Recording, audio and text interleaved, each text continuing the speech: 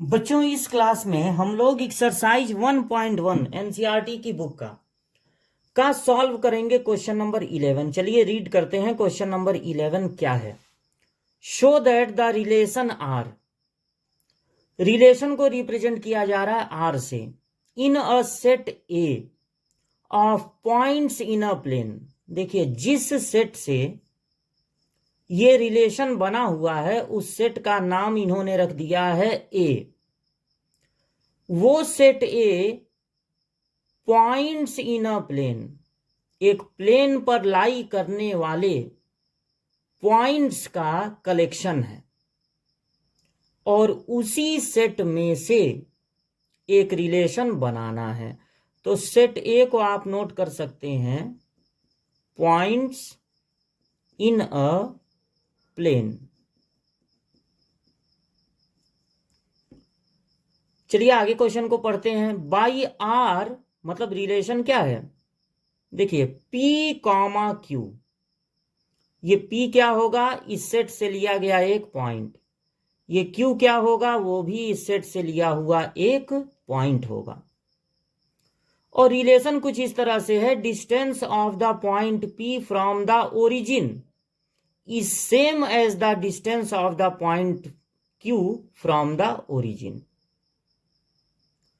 ये जो P और Q लिए गए हैं उनके बीच क्या रिलेशन है कि ओरिजिन से P का डिस्टेंस और ओरिजिन से Q का डिस्टेंस, ये दोनों आपस में इक्वल हैं।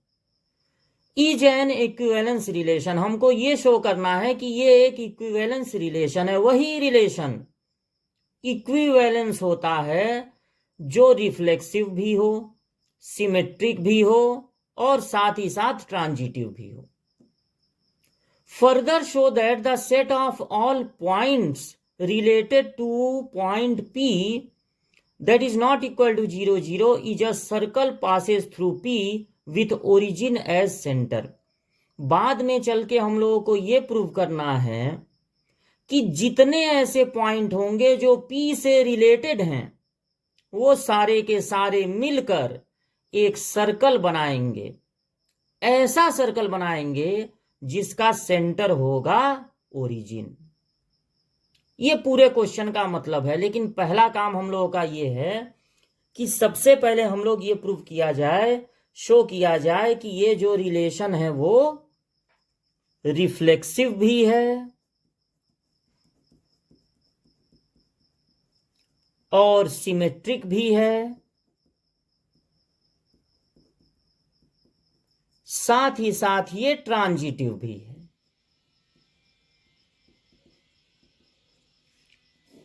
तब ये प्रूव हो जाएगा कि ये रिलेशन इक्विवेलेंस रिलेशन है। अब देखिए, रिफ्लेक्सिव में क्या होगा, थोड़ा सा एक छोटा सा फिगर आप बना सकते हैं। ये ओरिजिन है, यहां पर आपको एक पॉइंट ले लेना है। क्वेश्चन में P और Q लिया है तो थोड़ा उससे अलग हम ले ले रहे हैं A।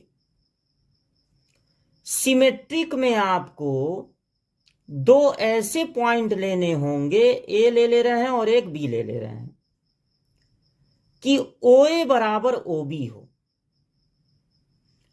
और आपको ट्रांजिटिव को चेक करते समय ये ओरिजिन हो गया, 3 पॉइंट चूज करने हैं। तो मान लीजिए एक A ले लिए, एक यहां ले लिए B, कोई जरूरत नहीं इसमें B यहां लिए तो इसमें B, इनका कोई आपस में कोई रिलेशन नहीं होता है।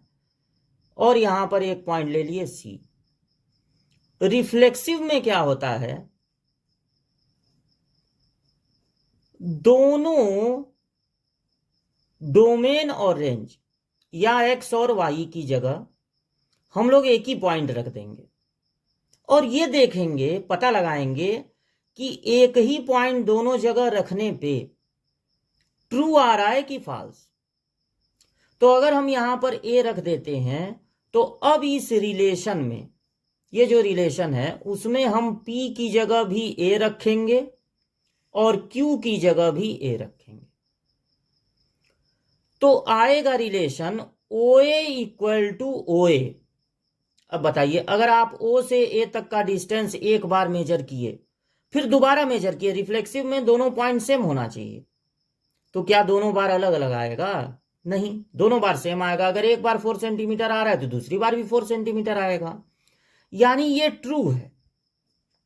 और अगर एक ही पॉइंट दोनों जगह रखने पर ट्रू आ रहा है तो इसका मतलब है कि ये जो रिलेशन है वो रिफ्लेक्सिव है। ठीक है।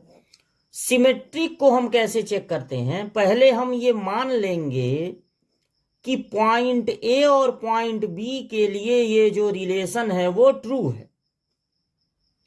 फिर ये देखेंगे कि अगर इनको पलट दिया जाए, अब मान लीजिए ए और बी के लिए ये रिलेशन ट्रू है तो क्या होगा? ओरिजिन से ए की डिस्टेंस इक्वल होगी ओरिजिन से बी की डिस्टेंस। अब हम पलट के देखेंगे सही आ रहा है कि नहीं। सिमेट्रिक में क्या करते हैं? पलट के देखते हैं, यानी ए की जगह बी कर देते हैं, बी की जगह ए। तो अगर O A equal to O B है तो ओ बी इक्वल टू भी तो ओ ए होगा, यानी पलटने पर भी सही है। इसका मतलब यह हुआ कि B A is also true.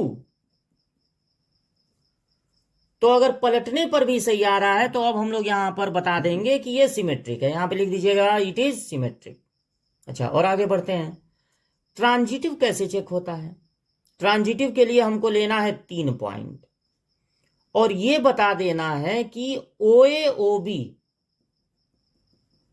Equal हैं, जानबूझ के हम ऐसा लिए हैं, और ओ बी और ओ सी,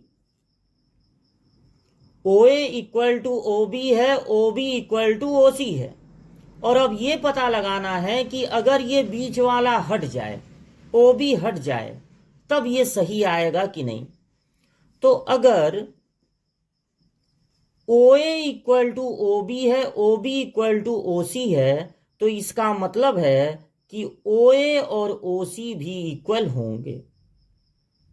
यानी 3 पॉइंट ए बी सी में जब बी को हटा दे रहे हैं तो ए और सी के लिए भी ये रिलेशन सही है, यानी कि ये रिलेशन ट्रांजिटिव है।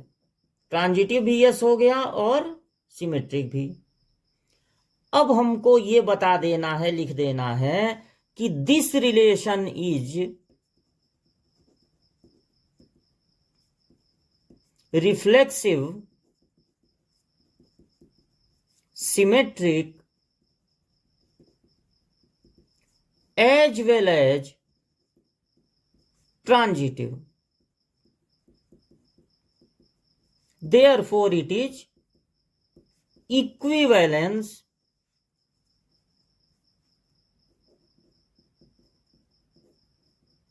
रिलेशन। ठीक है, ये इक्विवेलेंस रिलेशन हो गया क्योंकि ये रिफ्लेक्सिव भी है, सिमेट्रिक भी है और साथ ही साथ ट्रांजिटिव भी है।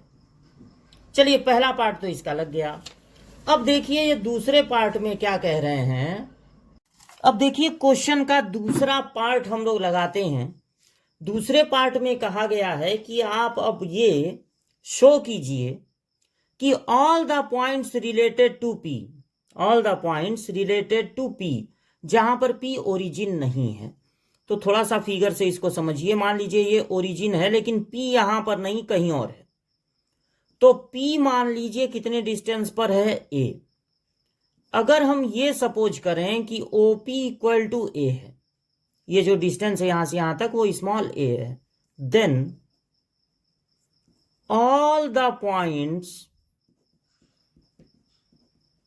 related to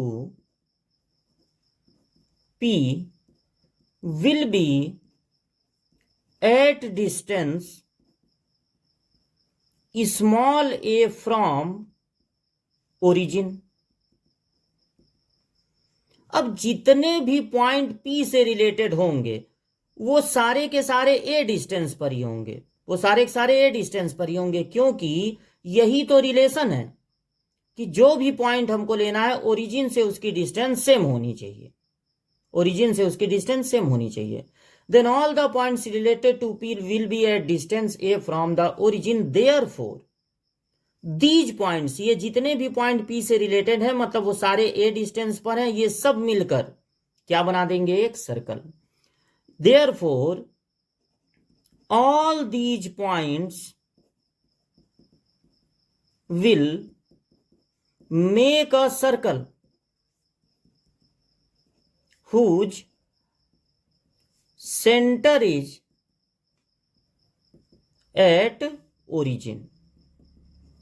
ये सारे के सारे मिलकर क्या बना देंगे, एक सर्कल, और ऐसा सर्कल बनाएंगे जिसका सेंटर कहां पर होगा, ओरिजिन पे। तो ये था क्वेश्चन नंबर 11।